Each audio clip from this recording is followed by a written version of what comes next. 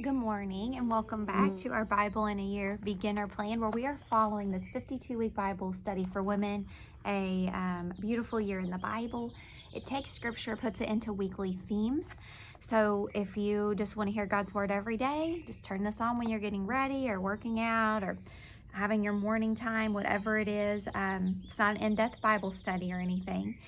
Today, we are going to be reading 1 Kings 14 through 18, so just settle in. It's a little bit of a longer read. And then it's all about repairing relationships this week. So having empathy, understanding, and then those broken bonds that we have. And our reflection question today, something to think about, is there a part of your life where you are ignoring God's voice and hoping that He will not even notice? So comment below if there's a place where you know that you've been ignoring God's voice. Let's go ahead and get right to it. 1 Kings 14 through 18. I'm going to settle in too. All right. Ahijah's prophecy against Jeroboam. At that time, Abijah, son of Jeroboam, became ill, and Jeroboam said to his wife, "Go, disguise yourself so you won't be recognized as the wife of Jeroboam. Then go to Shiloh. Ahijah the prophet is there, the one who told me I would be king over this people. Take 10 loaves of bread with you, some cakes, and a jar of honey, and go to him, and he will tell you what will happen to the boy." So Jeroboam's wife did what he said and went to Ahijah's house in Shiloh. Now Ahijah could not see. His sight was gone because of his age. But the Lord had told Ahijah, "Jeroboam's wife is coming to ask you about her son, for he is ill, and you are to give her such and such an answer. When she arrives, she will pretend to be someone else." So when Ahijah heard the sound of her footsteps at the door, he said, "Come in, wife of Jeroboam." "Why this pretense? I have been sent to you with bad news." "Go tell Jeroboam that this is what the Lord, the God of Israel, says. I raised you up from among the people and appointed you ruler over my people Israel. I tore the kingdom away from the house of David and gave it to you. But you have not been like my servant David, who kept my commands and followed me with all his heart, doing only what was right in my eyes. You have done more evil than all who lived before you. You have made for yourself other gods, idols made of metal. You have aroused my anger and turned your back on me.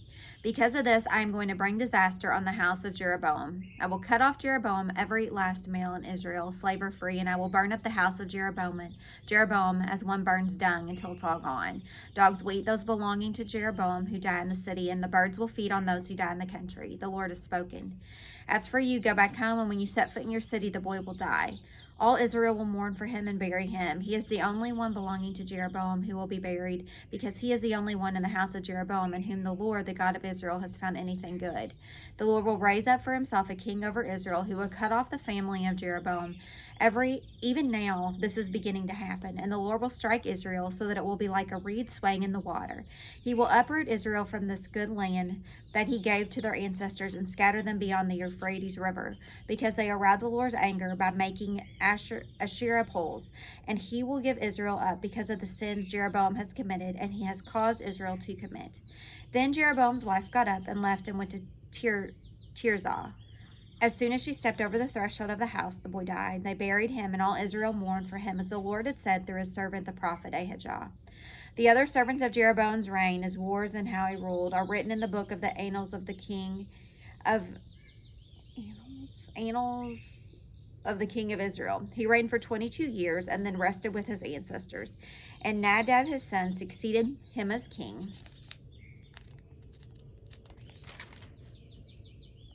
Rehoboam, king of Judah. Verse 21. Rehoboam, son of Solomon, was king in Judah. He was 41 years old when he became king, and he reigned 17 years in Jerusalem, the city the Lord had chosen out of all the tribes of Israel, in which to put his name. And his mother's name was Naamah. She was an Ammonite. Judah did evil in the eyes of the Lord, but the sins they committed, they stirred up his jealous anger more than those who were before them had done. They also set up for themselves high places, sacred stones, and Asherah poles on every high hill and under every spreading tree. There were even male shrine prostitutes in the land. The people engaged in all the detestable practices of the nations of the Lord had driven out before the Israelites. And in the 5th year of King Rehoboam, Shishak, king of Egypt, attacked Jerusalem.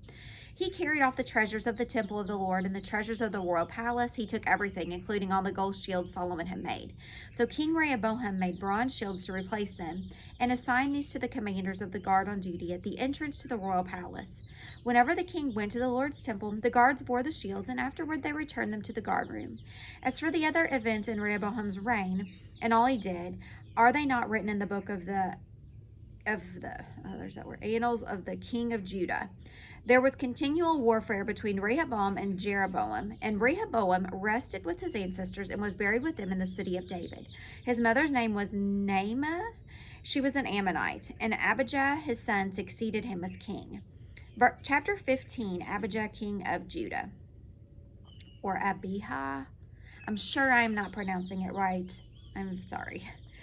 In the 18th year of the reign of Jeroboam, son of Nebat, Abijah,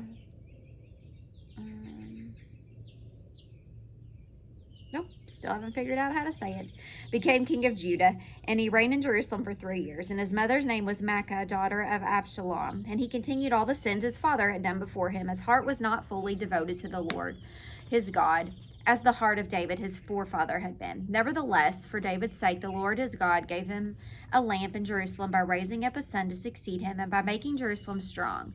For David had done what was right in the eyes of the Lord and had not failed to keep any of the Lord's commands all the days of his life, except in the case of Uriah the Hittite.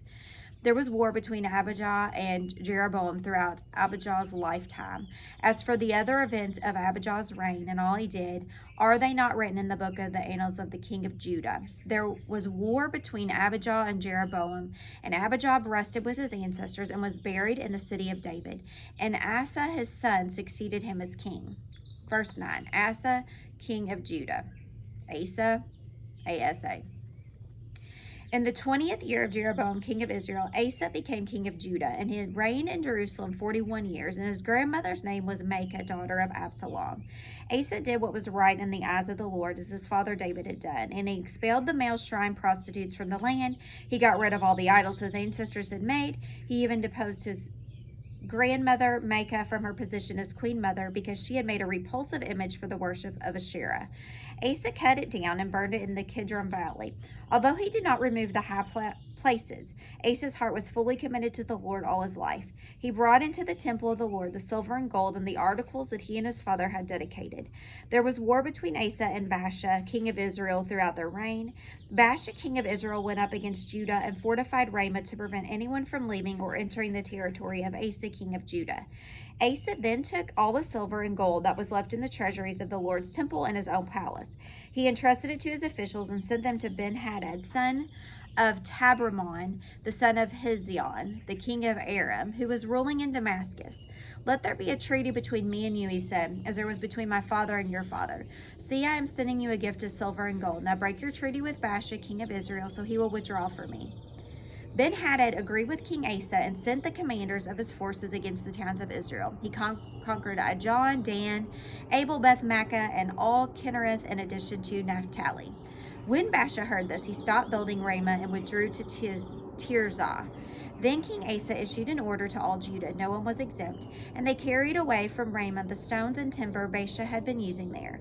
With them, King Asa built up Gibeah and Benjamin, and also Mizpah. As for all the other servants of Asa's reign, all his achievements, all he did at the cities he built, are they not written in the book of the annals of the king of Judah? Annals? Annals, probably. Sounds bad. It's just like the book, okay? In his old age, however, his feet became diseased. Then Asa rested with his ancestors and was buried with them in the city of his father David, and Jehoshaphat his son succeeded him as king. Verse 25, Nadab, king of Israel. Nadab, son of Jeroboam, became king of Israel in the 2nd year of Asa, king of Judah, and he reigned over Israel for 2 years. He did evil in the eyes of the Lord, following the ways of his father and committing the same sins his father had caused Israel to commit. Baasha, son of Ahijah from the tribe of Issachar, plotted against him, and he struck him down at Gibbethon, a Philistine town, while Nadab and all Israel were besieging it. Baasha killed Nadab on the 3rd year of Asa, king of Judah, and succeeded him as king. As soon as he began to reign, he killed Jeroboam's whole family. He did not leave Jeroboam anyone that breathed, but destroyed them all, according to the word that the Lord had given through his servant Ahijah. Oh, sorry, it's a big bug. This happened because of the sins of Jeroboam had committed and had caused Israel to commit, and because he aroused the anger of the Lord, the God of Israel. As for the other events of Nadab's reign and all he did, are they not written in the book of the annals of the king of Israel? There was war between Asa and Baasha, king of Israel, throughout their reign. Verse 33, Baasha, king of Israel.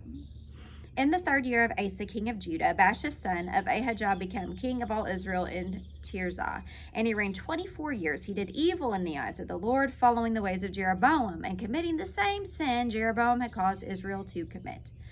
Chapter 16.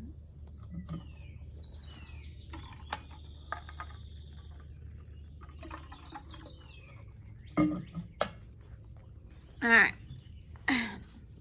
Then the word of the Lord came to Jehu, son of Hanani, concerning Baasha.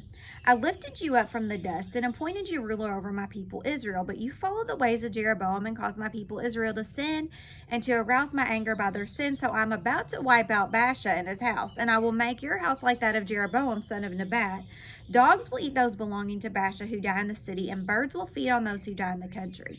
As for the other events of Baasha's reign, what he did and his achievements, are they not written in the book of the annals of the king of Israel? Baasha rested with his ancestors and was buried in Tirzah, and Elah, Elah, his son, succeeded him as king.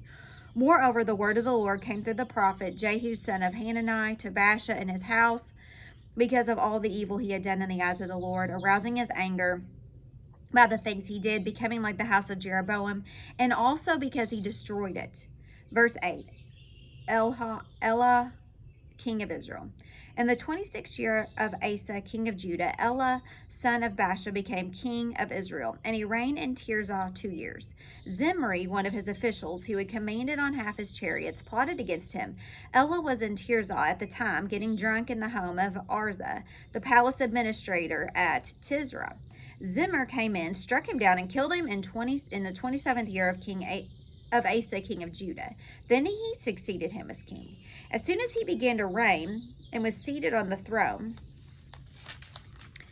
he killed off Baasha's whole family, and he did not spare a single male, whether relative or friend. So Zimri destroyed the whole family of Baasha in accordance with the word of the Lord spoken against Baasha through the prophet Jehu. Because of all the sins Baasha and his son Elah had committed and had caused Israel to commit, so that they aroused the anger of the Lord, the God of Israel, by their worthless idols. As for the other events of Elah's reign and all he did, are they not written in the book of the annals of the king of Israel? Annals? We're going to go with annals. That's definitely not right, but we're committed to that. Okay, verse 15, Zimri, king of Israel. In the 27th year of Asa, king of Judah, Zimri reigned in Tirzah 7 days. The army was encamped near Gibbethon, a Philistine town. When the Israelites in the camp heard that Zimri had plotted against the king and murdered him, they proclaimed Omri, the commander of the army, king over Israel, that every day they were in the camp. Then Omri and all the Israelites with him withdrew from Gibbethon and laid siege to Tirzah.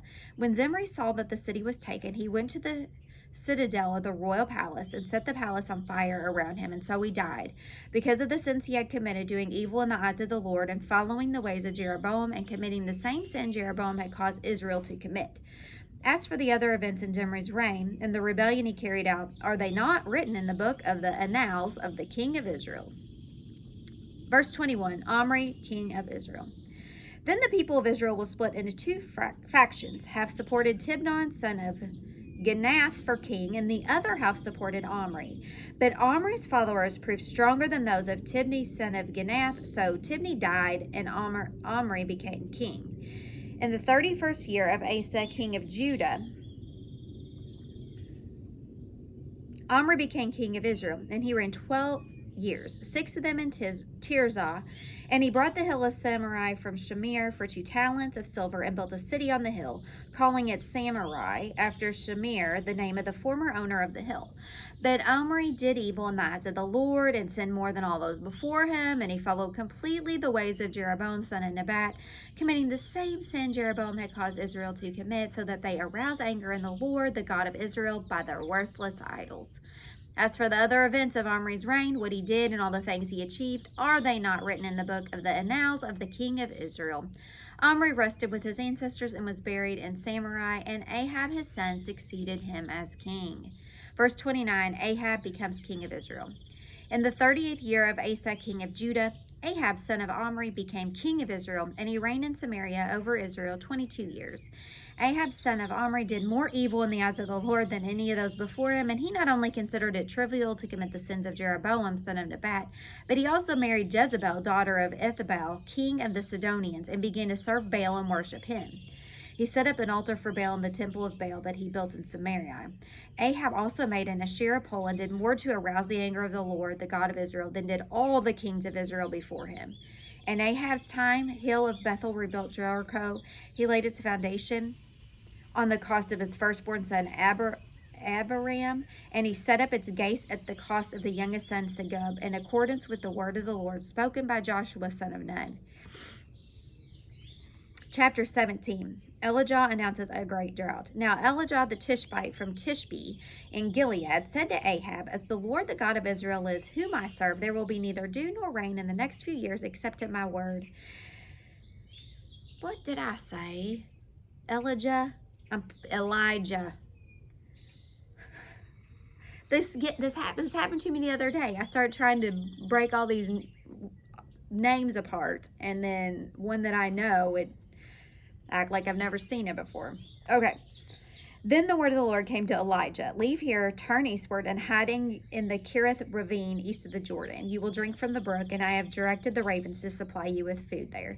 So he did what the Lord had told him. He went to the Kerith ravine east of the Jordan and stayed there. And the ravens brought him bread and meat in the morning and bread and meat in the evening, and he drank from the brook. Verse 7, Elijah and the widow at Zarephath. Sometime later the brook dried up because there had been no rain in the land, and then the word of the Lord came to him, Go at once to Zarephath in the region of Sidon and stay there. I have directed a widow there to supply you with food. So he went to Zarephath, and when he came to the town gate, a widow was there gathering sticks.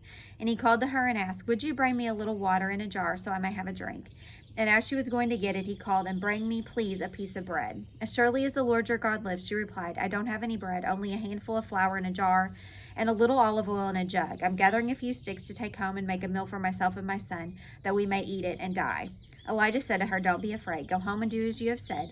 But first make a small loaf of bread for me from what you have and bring it to me. And then make something for yourself and your son. For this is what the Lord, the God of Israel, says. The jar of flour will not be used up, and the jug of oil will not run dry until the day the Lord sends rain on the land.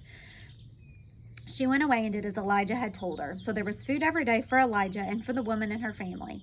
For the jar of flour was not used up, and the jug of oil did not run dry, in keeping with the word of the Lord spoken by Elijah. Sometime later, the son of the woman who owned the house became ill, and he grew worse and worse, and finally stopped breathing. She said to Elijah, What do you have against me, man of God? Did you come to remind me of my sin and kill my son?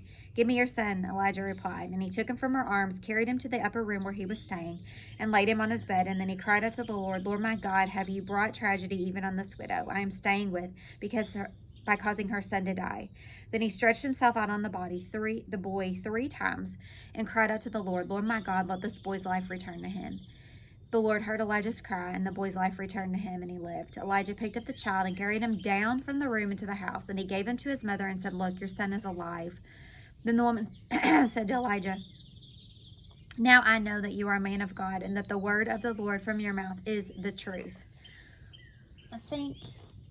We got chapter 18. Elijah and Obadiah. After a long time in the 3rd year, the word of the Lord came to Elijah. Go and present yourself to Ahab, and I will send rain on the land. So Elijah went to present himself to Ahab. Now the famine was severe in Samaria, and Ahab had summoned Obadiah, his palace administrator. Obadiah was a devout believer in the Lord. While Jezebel was killing off the Lord's prophets, Obadiah had taken 100 prophets and hidden them in 2 caves, 50 in each, and had supplied them with food and water. Ahab said to Obadiah, Go through the land to all the springs and valleys. Maybe we can find some grass to keep the horses and mules alive, so we will not have to kill any of our animals. So they divided land where they were to cover, Ahab going in one direction and Obadiah in another. As Obadiah was walking along, Elijah met him. Obadiah recognized him, bowed to the ground, and said, Is it really you, my lord Elijah? Yes, he replied, Go tell your master that Elijah is here. What have I done wrong? asked Obadiah, that you were handing your servant over to Ahab to be put to death.